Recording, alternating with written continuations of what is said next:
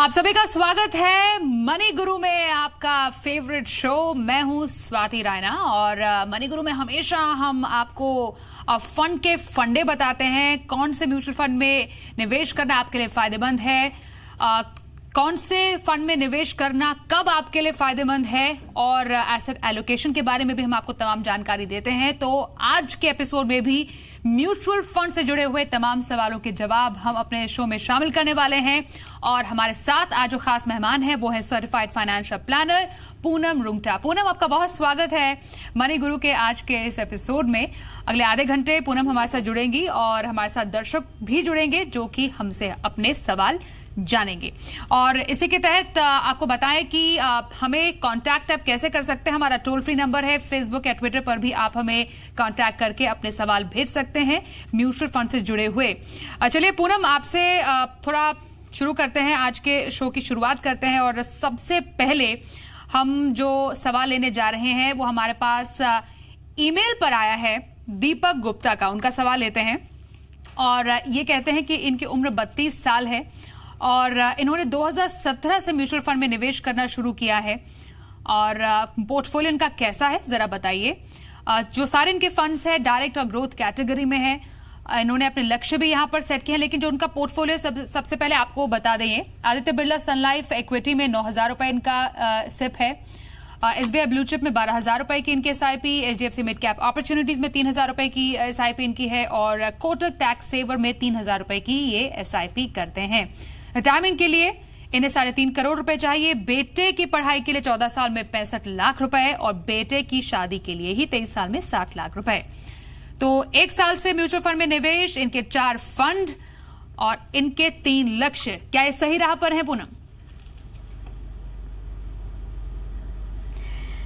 देखिए, जो दीपक जी की प्लानिंग है वो बहुत ही साइंटिफिकली इन्होंने कॉन्शियसली बनाई है। और जो इन्होंने अमाउंट ऑफ एसआईपी चुनी है वो भी काफ़ी अप्रोप्रिएट लग रही है अभी तक। तो अगर हम म्यूचुअल फंड के पास्ट परफॉर्मेंस को देखते हुए आगे का प्रोजेक्शन करें कि इन्हें, क्योंकि इनके टाइम होराइजन लंबे 28 साल, 14 साल, 23 साल, इस तरीके के इनके टाइम होराइजन है, यानी इनके गोल्स टू अचीव अभी बहुत दूर है।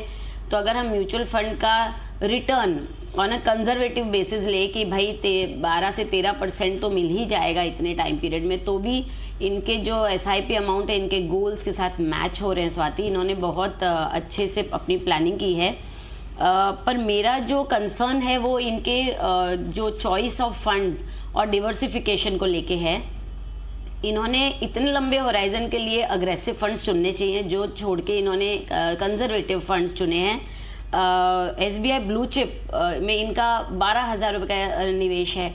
टोटल एसआईपी अमाउंट इनकी 23,000 है और उसमें से 24,000 है, सॉरी, और इसमें से इन्होंने 12,000 यानी 50% इनका लार्ज कैप में जा रहा है।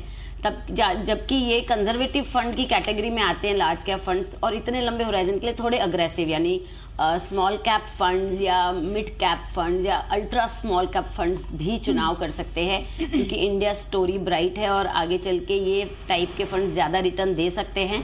तो इन्हें थोड़ा सा अपने जो पोर्टफोलियो में चर्निंग करना होगा। एसआईपी अमाउंट इनकी ठीक है, अप्रोप्रिएट है अकॉर्डिंग टू द गोल्स, मगर ये 3 की बजाय कम से कम 5 फंड डिफरेंट कैटेगरीज के चुने और बाद में उन फंड्स को ईयर मार्क कर दें अपने गोल्स की तरफ। जैसे ये रिलायंस स्मॉल कैप इंक्लूड कर सकते हैं या L&T emerging businesses fund choose कर सकते हैं, और टोटल 5 फंड में इक्वल अमाउंट डिवाइड करके आगे बढ़ेंगे तो इन्हें बेहतर वेल्थ एक्यूमुलेशन होगा। होपफुली इस वक्त हमें दीपक गुप्ता सुन रहे होंगे और आपके पोर्टफोलियो पर हमारी एक्सपर्ट पूनम रुंगटा ने जो राय दी है उसको ध्यान में जरूर रखिएगा। आगे बढ़ते हैं, एक कॉलर हमारे साथ जुड़ गए हैं, अविनाश कुमार जी हमारे साथ। अविनाश, बहुत स्वागत है आपका मनी गुरु में। आपने हमें सवाल भी भेजा था अपने पोर्टफोलियो के बारे में, जरा थोड़ा डिटेल्स में और बताइए हमें। अविनाश जी, अविनाश जी। जी भैया, एसएमएस कर दिया हम लोग। अविनाश जी सुन पा रहे हैं मुझे? हेलो जी अविनाश जी, मनी गुरु में स्वागत है आपका सर। आपने हमें सवाल भेजा था, जरा बताइए उसके बारे में कुछ, कैसा क्या चाहते हैं आप अपने इस पोर्टफोलियो से? चलिए, अविनाश जी से अभी बात नहीं हो पा रही है। अपने दर्शकों से गुजारिश करेंगे जब फोन करें थोड़ा सतर्क रहें और अपने टेलीविजन का वॉल्यूम है वो जरा कम रखिए। फिलहाल इनका सवाल हम पढ़ लेते हैं। 30 साल इनकी उम्र है, 30 साल की उम्र में इनकी 75,000 रुपए मंथली इनकम है। 5 साल में इन्हें 21 लाख रुपए चाहिए। घर बनाने के लिए प्लॉट खरीदने का इनका लक्ष्य है। मौजूदा निवेश से क्या उनका ये लक्ष्य हासिल होगा? फिलहाल इन्होंने कुछ अपने लिए फंड्स लिए हुए हैं। पूनम, SBI ब्लू चिप में 4,000 रुपए के SIP, कोटक सिलेक्ट फोकस में 3,000, HDFC बैलेंस फंड में 5,000, L&T मिड कैप फंड में 6,000 रुपए और Motilal Oswal most focused multi cap 35 में 5,000 रुपए की इनकी SIP है। बताइए फंड्स इनके कैसे हैं और क्या ये लक्ष्य हासिल कर सकते हैं अपने करंट SIP से? बिल्कुल, जो इनके फंड सिलेक्शन है according to the time horizon, यानी इन्होंने जो 5 साल का अपना होराइजन दिया है अपने लक्ष्य को प्राप्त करने के लिए, उस हिसाब से जो लार्ज कैप और बैलेंस फंड और इस तरीके का जो चुनाव किया है वो मुझे ठीक लग रहा है। क्योंकि अगर आपका 7 से 10 साल का होराइजन ना हो तो आपको थोड़ा सा सेफ प्ले करना चाहिए, बिकॉज मार्केट साइक्लिकल है और वोलेटिलिटी ज़्यादा होती है। तो जो इनका लक्ष्य 21 लाख का 5 साल में, ये अगर मैं 11% का भी 11 या 12% का मार्केट का नेक्स्ट 5 ईयर्स में या 10% भी प्रोजेक्टेड रिटर्न्स मान के चले हम, तो ये इन्हें 25,000 रुपए की SIP करनी होगी और ये 23 कर रहे हैं ऑलरेडी। सो बहुत ज़्यादा गैप नहीं है, ये गोल अपना अचीव कर सकते हैं। और जो भी फंड कैटेगरी है ये इन्होंने अपने रिस्क एपेटाइट और टाइम होराइजन के हिसाब से चुनी है। ये अच्छी है, इनमें बने रहें और साल 2 साल में एक बार रिव्यू कर लें अपना पोर्टफोलियो। और साथ ही मैं ये भी बोलना चाहूँगी कि खाली अपने लक्ष्य को प्राप्त करने के लिए निवेश करना ही एक ज़रूरी स्टेप नहीं है। उतना ही ज़रूरी स्टेप है आपको अपने लिए बीमा करवाना, रिस्क कवर करवाना, ताकि हर हाल में आपकी फैमिली को जो गोल्स फैमिली ने बैठ के नक्की करें वो अचीव हो पाए। जी चलिए आगे बढ़ते हैं। अब पूनम, इस वक्त हमारे साथ एक लाइव कॉलर जुड़ गए हैं और दुर्गापुर से दयानंद जी हमारे साथ फोन लाइन पर हैं। दयानंद जी, बहुत स्वागत है आपका हमारे शो मनी गुरु में। बताइए क्या सवाल है आपका? कितना सुरक्षित है? जी जी जी बताइए। सहारा हुआ, रिलायंस हुआ, म्यूचुअल फंड हुआ, हाँ। तो किनके अंदर में आता है? फाइनेंस मिनिस्ट्री या रिजर्व बैंक या सेबी? इतना जो केस हुआ मैडम, तो कोई सेबी को मेरे पास पावर नहीं है पकड़ने का। हाँ। वो सब पैसा लेके कंपनी का विदेश भाग जाए, इंग्लैंड चला जाएगा। तो हम तो इन्वेस्ट कर रिटायरमेंट करेंगे, 90 लाख रुपया मिलेगा, भाई कहाँ रखूं पैसा? हाँ। इसमें बैंक फेल होने और हल्ला हो रहा है, बैंक फेल हो जाएगा, पंजाब नेशनल बैंक फेल हो रहा है, तो मैं गरीब आदमी कहाँ जाऊँ? सर आपको डरने की जरूरत नहीं है। आप बस में जितना भी म्यूचुअल फंड है इसका संचालन कौन करता है? Government of India. सुरक्षित है कि नहीं, इसका मैं जानना चाहता हूँ मैडम, आप कुछ नहीं। चलिए बिल्कुल आप घबराइए मत, क्योंकि पूनम कई जो दर्शक होते हैं उनके मन में एक डर समा गया है। जो अभी फिलहाल जो हमारा कह सकते हैं कि आसपास जितने भी घटनाएं हो रही हैं बैंक्स को लेकर या फिर बाकी, लोग समझ रहे हैं कि उनके कहीं पैसे तो नहीं फंस जाएंगे। बैंक्स में डर रहता है कि इतने फ्रॉड सामने निकल कर आ रहे हैं तो वहां खतरा तो नहीं है। और दयानंद जी पूछ रहे हैं कि म्यूचुअल फंड में किस तरीके का खतरा है। जरा इनको थोड़ा बेसिक से समझाइए कि म्यूचुअल फंड में पैसा डालना क्यों सही है इनके लिए, और इसका संचालन कौन करता है, ये पूछ रहे हैं। देखिए जो म्यूचुअल फंड निवेश करने का जो एक तरीका है वो सही इसलिए है क्योंकि ये इसको जो संचालन करती है उसमें सेबी और आरबीआई दोनों का बहुत ही स्ट्रिक्ट रेगुलेटर्स और कंट्रोल होता है इनका। और ये जब शुरुआत से लेके प्रोसेसिंग से लेके उसकी ट्रांसपेरेंसी जो है वो सभी बहुत ध्यान में रख के ये आगे बढ़ते हैं। और किसी भी तरीके का इसमें अगर कोई ऊंच नीच दिखाई देती है तो आप सेबी को उसकी कंप्लेन कर सकते हैं और उस पर तुरंत कार्यवाही होती है। और जहां तक इन्होंने रिस्क की बात करी है स्वाति, पैसा निवेश करने में रिस्क है, मैं मानती हूँ। एज अ प्लानर हम रिस्क के साथ ही निवेश करते हैं कि जितना आपका रिस्क हो उतना अग्रेसिव आप निवेश करें। मगर निवेश में करने से पैसे डूब जाएंगे उस डर से अगर आप निवेश नहीं करेंगे तो वो उससे भी बड़ा खतरा है, क्योंकि आगे चल के आपके कोई भी गोल्स अचीव नहीं होंगे तो आप 100% खतरा मोल ले रहे हैं निवेश ना करके। और अगर आप निवेश करते हैं तो जो खतरा है वो अलग तरीके का खतरा है और वो खतरा शायद है। और यहाँ पे निवेश ना करने पर 100% खतरा है आपके पैसों का, क्योंकि वो पैसा इन्फ्लेशन की दर के साथ जरूर टूटेगा। तो खतरा किस तरीके का आप मोल लेना चाहते हैं वो बिल्कुल ध्यान रख के निवेश करें। बिल्कुल। पूनम, शायद दयानंद जी ये भी पूछना चाह रहे थे कि अगर कल को जाके इन्हें शिकायत करनी हो, इन्होंने म्यूचुअल फंड में कहीं पर पैसा लगाया, कुछ गड़बड़ हुई, पैसा इनका इन्हें उतना रिटर्न नहीं मिल पाया, कुछ ऐसी परेशानी हुई, तो आखिरकार शिकायत कहां पर जाके कर सकते हैं? देखिए, सेबी की प्रोसेसिंग में अगर आपके पैसे के साथ कुछ ऐसा हुआ है जिससे आप संतुष्ट नहीं हैं, रिटर्न्स के मामले में आप कंप्लेंट नहीं कर सकते, क्योंकि जो म्यूचुअल फंड का निवेश है वो पहले से ये कह के किया जाता है कि it is subject to markets, यानी अगर शेयर मार्केट के, स्टॉक मार्केट में ऊंच नीच के साथ उसमें चेंजेस होते हैं। मगर और कुछ अगर आपको ऐसा लगता है कि कंप्लेंट करने की बात है कि समय पे आपको डिविडेंड नहीं मिला या ठीक से नहीं मिला या आपके कोई और एडमिनिस्ट्रेटिव प्रॉब्लम है, तो आप सेबी में इसकी कंप्लेंट कर सकते हैं। सबसे पहले आपको म्यूचुअल फंड कंपनी में कंप्लेंट करनी होगी और वहां वेट करना होगा 7 से 10 दिन के लिए आपकी कंप्लेंट पे किस तरीके का कार्यवाही की जाती है। अगर फिर भी आप संतुष्ट नहीं हैं, मेरा तो ये एक्सपीरियंस रहा है कि म्यूचुअल फंड कंपनी ही आपके सारे सवालों का या आपकी परेशानियों को दूर कर देगी। फिर भी अगर नहीं होती तो आप सेबी में अपना मसला उठा सकते हैं। ओके, चलिए अगले कॉलर से बात करते हैं। जबलपुर से विकास जी इस वक्त हमारे साथ फोन लाइन पर है। विकास जी, बहुत स्वागत है आपका हमारे शो में। बताइए क्या जानना चाहते हैं आप? Hello, good morning madam. जी, गुड इवनिंग सर। जी मैडम, मेरे कुछ इन्वेस्टमेंट है पर मंथ 10,000 के लिए और 15 इयर्स का प्लान है, तो कितना वेल्थ क्रिएशन होगा मैं वो आपको इन्वेस्टमेंट बता रहा हूँ अपना।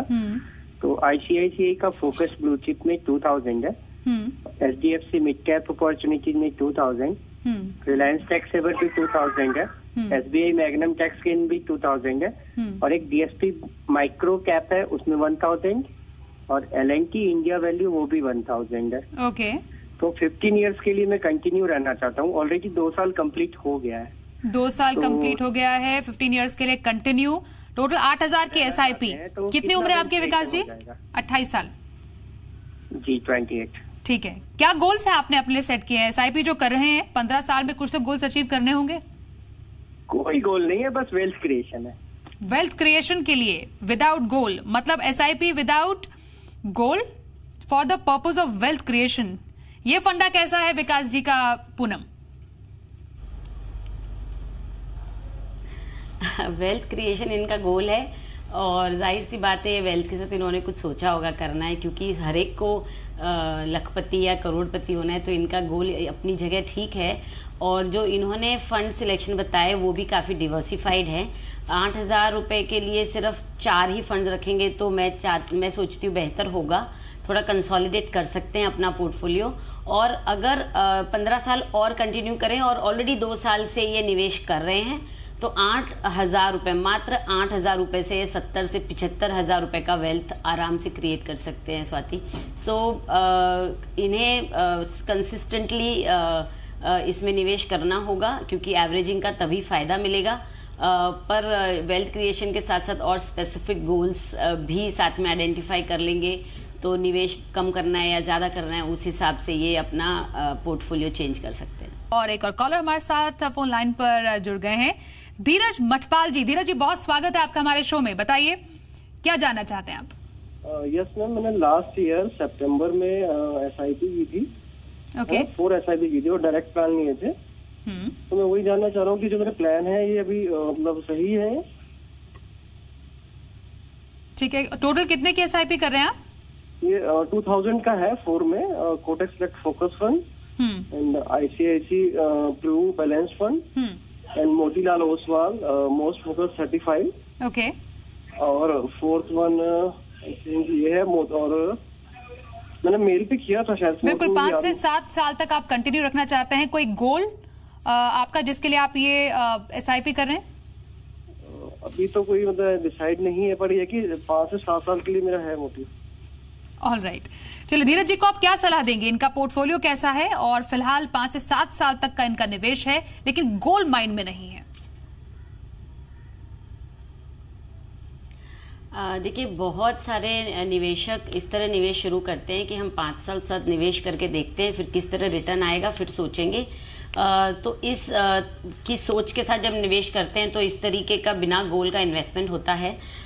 तो इसमें प्रॉब्लम ये होती है कि जब 5 साल का होराइजन आप किसी प्रोफेशनल एडवाइजर को कहते हैं तो वो आपको 5 साल के होराइजन के हिसाब से आपको फंड की चॉइसेस देता है जो कंजर्वेटिव होती हैं, क्योंकि मार्केट साइक्लिकल है। 5 साल में हो सकता है एक साइकिल पूरी ना हो, इसलिए वो कंजर्वेटिव फंड जैसे कि इन्होंने चूज कर रखे बैलेंस फंड और जो डिवर्सिफाइड काइंड के 2-3 फंड्स हैं, तो ये फंड चॉइस 5-7 साल के लिए बिल्कुल ठीक है, इसमें निवेश कर रह सकते हैं। मगर इनके पास अगर गोल आगे का है और ये खाली टेस्ट करने के लिए कर रहे हैं तो ये शायद उल्टा पड़ सकता है इन पे। तो पहले अपना टाइम होराइजन नक्की करिए, गोल नक्की करिए, टाइम होराइजन उसके साथ अटैच करिए और फिर फंड चॉइसेस करिए। हाँ, अगर कोई आपका गोल 5 या 7 साल ही दूर है तो ये फंड सिलेक्शन ठीक है, मगर इसमें भी लार्ज कैप्स आपने ज़्यादा चुन रखे हैं, इसलिए डाइवर्सिफिकेशन प्रॉपर नहीं है। 5 साल के होराइजन के लिए मुझे लगता है एक लार्ज कैप फंड होना बहुत ज़रूरी है, जैसे SBI ब्लू चिप फंड या Aditya Birla frontline equity fund या रिलायंस टॉप 100, इस तरीके का एक फंड होना 5 साल के होराइजन के लिए ज़रूरी है। वो आपको सेफ भी रहेगा और बेहतर रिटर्न देगा इतने कम समय के लिए। ठीक है, एक और कॉलर से बात करते हैं। पठानकोट से प्रबोध शर्मा जी इस वक्त हमारे साथ फोन लाइन पर हैं लाइव। प्रबोध जी, बहुत स्वागत है आपका हमारे शो में, बताइए क्या जानना चाहते हैं आप? Thank you madam, thank you जी। मैडम जी, मेरे पास कुछ म्यूचुअल फंड्स हैं जी, मैं उनके बारे में जानना चाहता था कि आगे उनके साथ क्या करूँ, रखूँ, बना रखूँ या निकल जाऊँ, या कितने सिप कर रहा हूँ मैं, कुछ में सिप जारी रखूँ? ठीक है, बताइए डिटेल्स। कितने म्यूचुअल फंड्स में अभी आप कर रहे हैं निवेश? अभी मेरे पास 11 म्यूचुअल फंड है जी। 11 फंड्स, कब से? 6-7 तो मेरे पास 3-4-5 साल से है, तो अभी 4-5 में अभी शुरू किया, थोड़ी देर 3-4 महीने हो गए इनमें सिप शुरू की है जी। ओके, 11 फंड्स में पिछले 5 साल से निवेश आपका चला, जो कि आपने फिर आगे जाके बढ़ाया है। 52 साल आपकी उम्र है। निवेश आप किस गोल के तहत कर रहे हैं? रिटायरमेंट प्लानिंग है, उसके अलावा भी कुछ और है? नहीं, रिटायरमेंट प्लानिंग है और इन्वेस्टमेंट गोल है कि इन्वेस्टमेंट कर रखी है। ऑलराइट, प्रबोध के लिए क्या राय आप देंगी? 11 फंड्स इनके पास हैं और रिटायरमेंट और प्लस अगेन इन्होंने कहा कि हाँ, वेल्थ क्रिएशन भी इनका एक गोल है। ये लाइव कॉलर हमारे साथ हैं पुनः। And Swati, what is the amount of SIP? इनकी SIP कितने अमाउंट की होगी स्वाति? प्रबोध जी, कितने अमाउंट के SIP कर रहे हैं आप? HDFC स्मॉल कैप में 2000 है जी। नहीं, टोटल बता दीजिए मुझे अमाउंट सबका मिला के। 15,000 है जी। 15,000 की SIP है। 15,000 की SIP, 11 फंड्स। फंड सिलेक्शन पता चल पाएगा? अच्छा, फंड्स बता दीजिए जल्दी से प्रबोध। हाँ जी, फंड्स के नाम भी पता चलते तो बेहतर। बताइए Prabodh. HDFC small cap, Reliance small cap, HDFC capital builder, ABSL manufacturer equity and energy, Reliance banking, Franklin India balanced, okay, Aditya Birla stop loss balance advantage fund, DSP BR natural resources and new energy, okay, ABSL pure value fund, principal emerging blue chip fund, L&T mid cap fund. Okay okay, मतलब small cap भी है, mid cap भी है और large cap में भी इन्होंने अभी फिलहाल SIP की हुई है। बताइए, बहुत सारे फंड्स है लेकिन 11। 15,000 रुपयों के लिए बहुत ही सारे फंड्स लिए हुए हैं और सब सेम कैटेगरी में हैं। जब हम इतना बड़ा पोर्टफोलियो रखते हैं तो उसमें कंफ्यूजन ज़्यादा क्रिएट होता है। तो अगर आपको ज़्यादा ही फंड्स चाहिए तो कम से कम, मतलब ज़्यादा से ज़्यादा 5 फंड से ज़्यादा आपके पोर्टफोलियो में नहीं होने चाहिए। थोड़े कंसोलिडेट कर लीजिए इसको, क्योंकि जितने फंड्स होंगे उतना उसको मॉनिटरिंग होगा। आप एक स्मॉल कैप, एक लार्ज कैप, एक मिड कैप और एक डिवर्सिफाइड फंड और एक अल्ट्रा स्मॉल कैप, इस तरीके के 5 फंड रखेंगे तो बेहतर होगा। उम्र आपकी 52 ईयर्स है, तो इतना अग्रेसिव जो इन्वेस्टमेंट का पोर्टफोलियो आपने बनाया है ये मैक्सिमम आप अपने रिटायरमेंट तक चालू रखिएगा। उसके बाद इसको ज़रूर शिफ्ट करने का सोचिएगा towards balance and large cap funds. यही होती है बात मॉनिटरिंग की, क्योंकि जब एज के साथ हमें अपने एसेट एलोकेशन चेंज करने होंगे, जैसे जैसे उम्र बढ़ेगी वैसे वैसे SIP अमाउंट भी बढ़ेगी और आपका एक्सपोजर टू इक्विटीज़ बढ़ता चला जाएगा। तो रिव्यू करने में ये सब बातें ध्यान में रखते हुए टाइमली चेंज करिएगा ज़रूर। ठीक है, आज के आखिरी कॉलर से हम बात करते हैं। हमारे साथ लाइव है कॉलर, ये मुंबई से नीरज जी हमारे साथ है। बहुत स्वागत है सर आपका, बताइए क्या जानना चाहते हैं। मैडम, मैंने यूलिप पॉलिसी ली थी SBI की smart performer secure and grow plan 5 years का मेरा कंप्लीट हो गया उसमें, और उसका पूरा प्रीमियम भी मैंने फुल कर दिया है। अब मैं सोच रहा हूँ उसका जितना अमाउंट है टोटल, वो अपनी बेटी के लिए 15 ईयर्स के लिए मैं कोई बैलेंस फंड में, मतलब बैलेंस फंड नहीं, कोई इक्विटी फंड में डाल दूं मैं। ओके। तो उसके लिए क्या मतलब आपकी वो एडवाइजर रहेगी। और मैं SBI multi cap magnum fund के बारे में पूछना था मुझे, उसमें डाल सकता हूँ क्या मैं? पूनम बताइए। बेटी की एजुकेशन के लिए। ठीक है, देखिए, यूलिप प्लान्स में निवेश करने की जल्दबाजी करें वो ठीक है, मगर निकलने की जल्दबाजी ना करें। 5 साल बहुत ही कम समय होता है यूलिप्स में अच्छा ग्रोथ देने के लिए। आप देखेंगे SBI का प्लान तो ये अच्छा रिटर्न दे रहा है। आप, मुझे ऐसे लगता है 2-3 साल और बने रहें और फिर निवेश करें, क्योंकि जब हम यूलिप से निवेश करते तो काफ़ी सारे एग्जिट लोड्स वगैरह लग जाते हैं, सरेंडर वैल्यू बनती है उसकी जो पॉलिसी प्रीमियम में से कट जाती है, क्योंकि ये नेसेसरीली एक इंश्योरेंस प्लान है, इसमें आपने मोर्टेलिटी भी कटाई है। तो जो आप एक इंश्योरेंस प्लान के बदले में निवेश चुन रहे हैं वो कंपैरिजन थोड़ा ठीक नहीं लगता है मुझे, क्योंकि यूलिप प्लान में आपको लाइफ कवर भी मिल रहा है, टैक्स सेविंग भी हो रही है आपकी, और उसके सामने आप कंपैरिजन में एक बैलेंस प्लान ले रहे हैं, तो वो थोड़ा कंपैरिजन ठीक नहीं है। आप इसको रीलुक करें।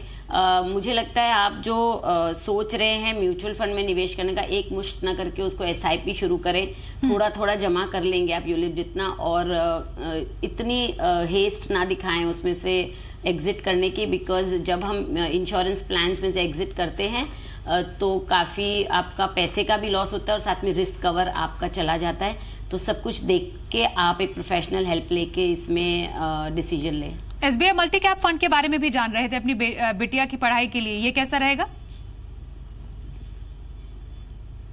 SBI मल्टी कैप एक डिवर्सिफाइड काइंड का फंड है, अच्छा परफॉर्मेंस रहा है, आप इसमें बिल्कुल निवेश कर सकते हैं। जब आपका छोटा अमाउंट हो निवेश का और एक ही फंड चुनते हैं तब मल्टी कैप बेस्ट चॉइस होती है। आप SBI मल्टी कैप में बिल्कुल निवेश अपना शुरू कर सकते हैं, पर साथ ही ये डिपेंड करेगा कि आपकी बेटी की कौन से उम्र की पढ़ाई के लिए आपको निवेश करना है। जैसे कि आजकल कई से गोल होते हैं बच्चों की पढ़ाई में, एक 10th के बाद की पढ़ाई होती है, ग्रेजुएशन और एक पोस्ट ग्रेजुएशन होता है। इस तरह आजकल बढ़ते खर्चों को देख के और भी ज़्यादा बारीकी से प्लानिंग की जाती है। तो पहले टाइम होराइजन नक्की करें, और अगर लंबा टाइम होराइजन है तो आप एक एग्रेसिव, उससे भी ज़्यादा एग्रेसिव फंड जैसे कि मिड कैप या स्मॉल कैप में भी निवेश सोच सकते हैं। तो डिपेंड करेगा फंड चॉइस आपके टाइम होराइजन पे। कोई ऐसा फंड आप बता सकती हैं दर्शकों को? अगर आपका टाइम होराइजन 15 साल से ज्यादा का है तो आप रिलायंस स्मॉल कैप या L&T इमर्जिंग बिजनेसेस में निवेश कर सकते हैं। ये वो छोटे छोटे इसमें ढूंढ के फंड्स चुने जाते हैं जो आगे चल के बड़े बनेंगे और रिटर्न्स अच्छा देंगे। पास्ट में भी बहुत अच्छा रिटर्न दिया है। और अगर आपका टाइम होराइजन 7 साल या 10 साल के बाद आसपास का है तो आप मल्टी कैप फंड चुन सकते हैं, और उससे भी कम आपका होराइजन है तो आप एक लार्ज कैप फंड चुनें। Thank you so much Poonam Rungta हमारे साथ मनी गुरु के आज के इस एपिसोड में जुड़ने के लिए। चलिए आपसे एक बार फिर से कल से मुलाकात होगी एक नए टॉपिक के साथ और दर्शकों के सवालों के साथ। तब तक के लिए हमें दीजिए इजाजत, लेकिन देखते रहिए सी बिजनेस।